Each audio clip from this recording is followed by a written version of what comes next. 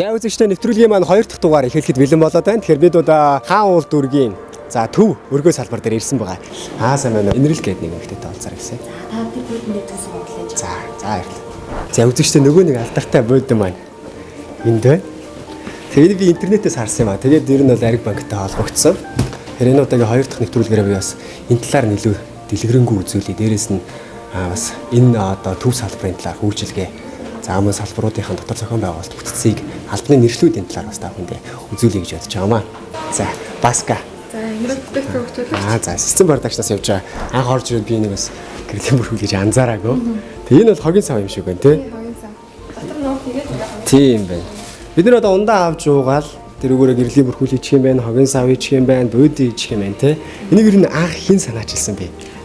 Манай малаа дэмжигч санаачилсан л да. Тийм. Энэ ах ажлыг санаачлаа тий бүгдээрээ хамтарч ороод хийсэн байгаа. Жишээ нь энэ хоёр буудингийн хувьд гэх юм бол нэг буудин дээр нь 350 ширхэг хонцрыг ашигласан. Тэгээд нийтдээ 1400 ширхэг хонцрыг ашигласан гэсэн. Жишээ нь энэ гэрлийг хийхэд бол энэ чинь 130 ширхэг хонцрыг ашиглагдаж байгаа. Энийг хэд 330 ширхэг бүглээ ашиглаж байгаа гэх мэтчлэн. Одоо хонцрын хаяглыг багасгахтай байгаль орчин дээлтэй, нийгэм дээлтэй үйл ажиллагааг дэмжиж ингэж явуулж байгаа л да.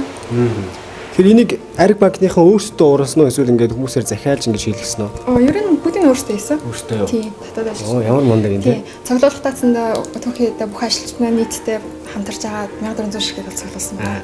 Энэ яг нэг ундааны савнууд эсвэл янз янзаар байгаа юу? Яг нэг төрлийнх байгаа. Нэг төрлийнх. Буудингийн хувьд ч одоо ер нь зах зээлийн үн ч гэдэг юм уу зүгээр нэг иймэрхүү буудин хэд төвчм төгрөний үнэтэй байдаг. Яг ингэж хийгээрээс хэрэг хямгддаг юм болов. За энэ болохоор манай компани болохоор хэрэг гаднаас нэг ширхэг буудаа авсан бол 5 сая төгрөгийн тий заалт гарах байсан. Нийтдээ 20 сая төгрөг гэсэн үг шүү дээ.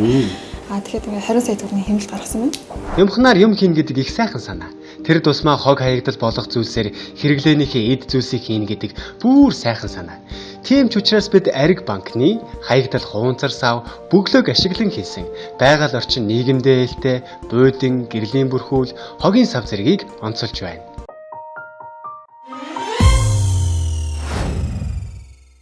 Ариг банк нь болохоор төвтөртэй санхүүжилттэй хөтөлбөрийн гишүүн банкар бол явдаг. Нийтдээ 14 банк хамтардаг. Тэгээд 8 зарчмын хүрээнд үйл ажиллагаа явуулдаг.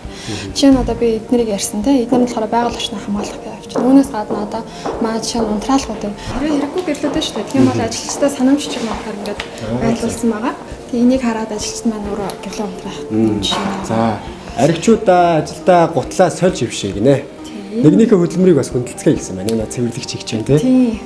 Ингээд баахан ажилчид болохоор дотроо орж ирээ бүгд гутлаас сольдог байгаа. Тэгээ дотор ажиллаж байгаа хүмүүст цэвэрлэгчийн минь ажлыг хэмнэхээс гадна аллергитэй хүмүүс гэж болно. Ажилт тийм.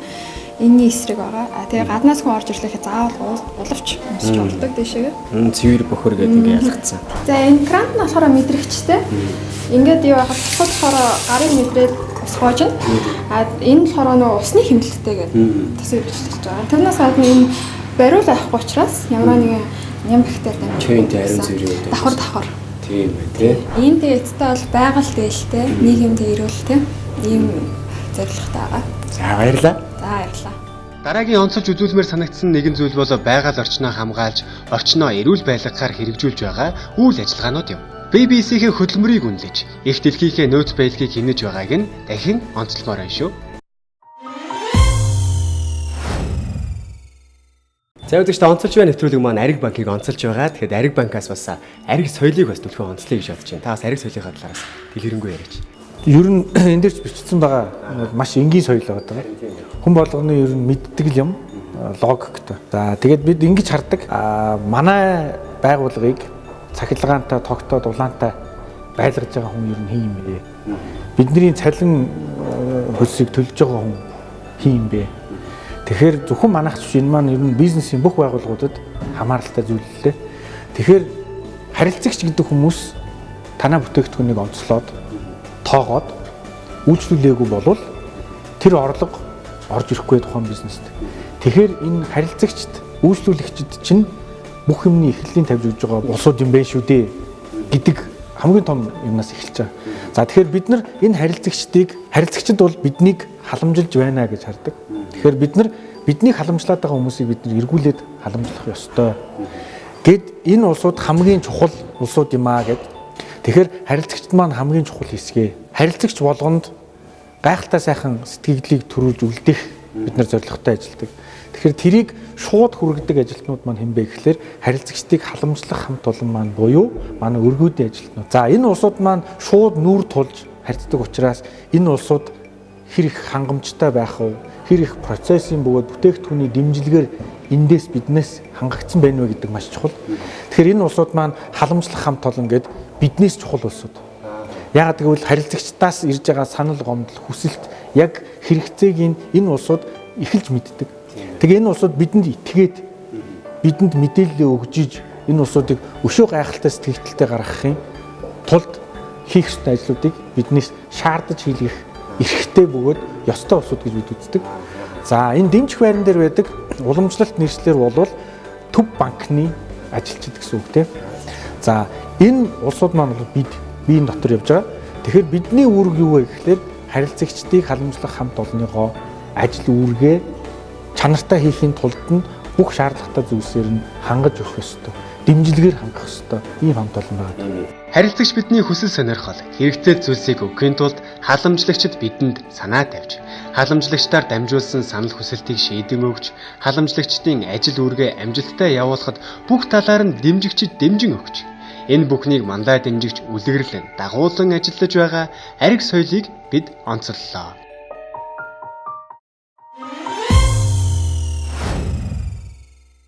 За би нэг зүйлийг бас илүү онцлмоор байна.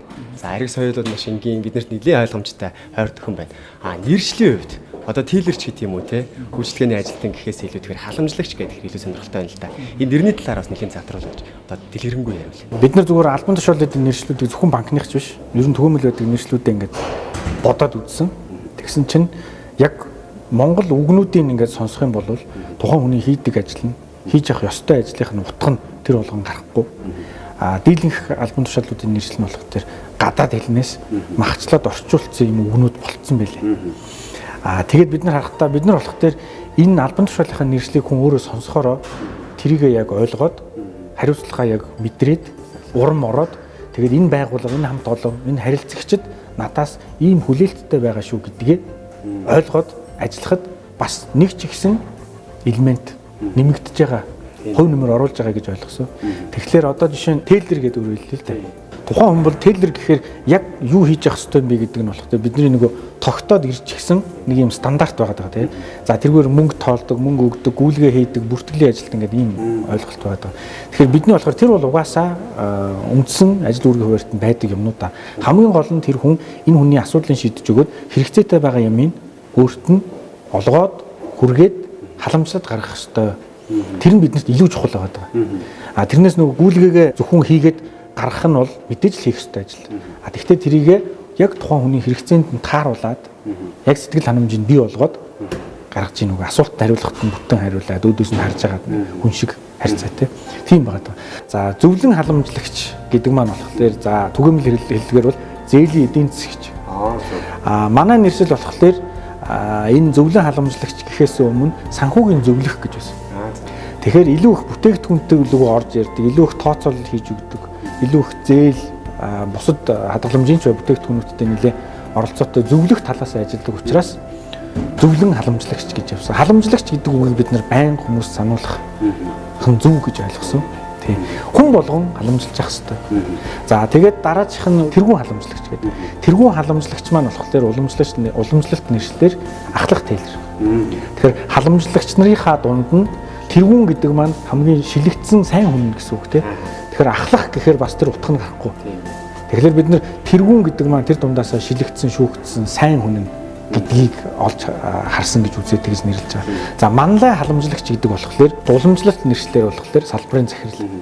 Тэгэхээр тэр хүн маань яах ёстой вэ гэхээр хинээс ч илүү тэр өргөөн дотор харилцагчийг халамжлах чаддаг байх ёстой. Туршлагатай. Хамгийн мундаг. Тэгэхээр юу гэдгийг хамгийн их халамж шаардлагатай харилцагч юм уу нөхцөл үүсгэхэд хэн тийшээ орж ирэх ёстой вэ? Хэнийгээ дуудах ёстой вэ гэхээр манлайгаа дууддаг байх хэрэгтэй. Тийм учраас тэргүүрээ манлайлдаг хүн байх хэрэгтэй. Тэрэн дотор бол бүх утгыг бид нар агуулсан байгаа. Бүтээгдэхүүнийг өгч чаддаг, ойлгуулж чаддаг, энэ хүнд яг юу хэрэгцээтэй байна? Хүнд нөхцлөөс яг зүгээр тайлж гарч чаддаг, тийм хүнийг гаргаж чаддаг ийм авьяастай, туршлагатай хүн байх хэрэгтэй гэсэн үг. Халамжлагч, зөвлөн халамжлагч, тэргүүн халамжлагч, мандаа халамжлагч гэд ажилтан албатуудын нэршлиг Монгол нэршилтэй болгож үйл ажиллагаанд нэвтрүүлж байгааг нь түлхүү онцолмоор байна.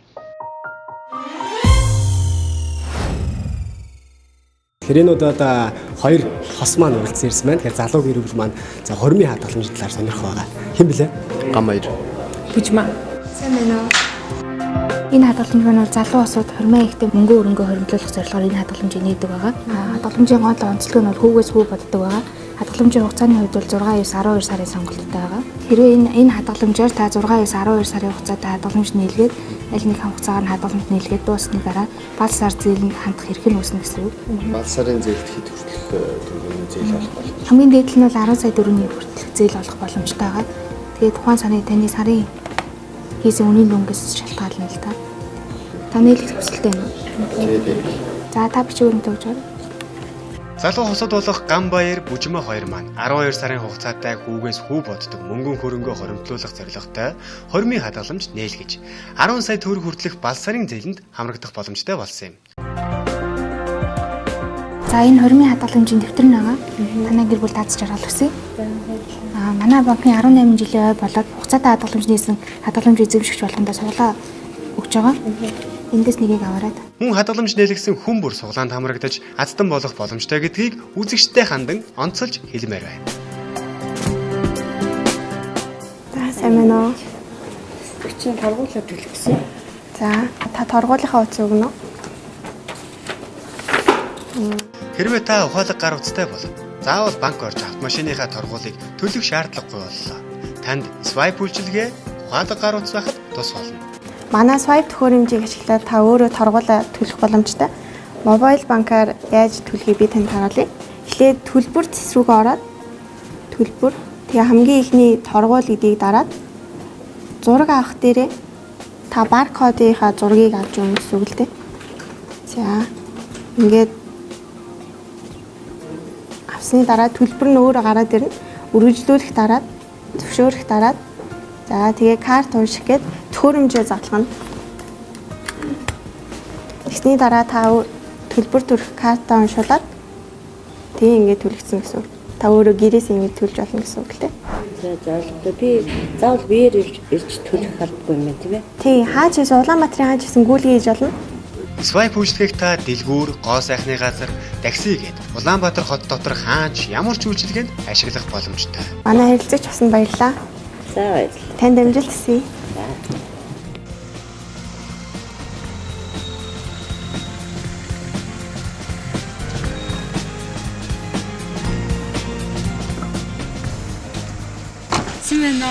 Сайн байна. Хааваргүй. Чарал арч. Нэрээ хараа бэлэн байхгүй ч болно. Ич карт шүү. Карт уншнаа бүх төрлийн карт уншиж шүү. Онцолж буй нэвтрүүлгийнхээ энэ удаагийн дугаараар бид хаягдал хуванцар сав ашиглан хийсэн буйдын, гэрлийн бүрхүүл, хогийн сав зэрэг нийгэмдээ ээлтэй үйл ажиллагааг ариг соёл, албадын нэршлүүд, үүнээс гадна хормын хадгаламж, swipe үйлчилгээ зэргийг онцлон үзүүллээ. Харин дараагийн дугаараар бид 13 болон 3 дугаар хорооллын харилцагчийн өргөг онцлох болно. Үзэгч та бүхэн Ариг банкаар үйлчлүүлэхийг хүсвэл өөртөө ойр байгаа Ариг банкны дараах харилцагчдын өргөдүүдээр халамжлуулан үйлчлүүлээрэй.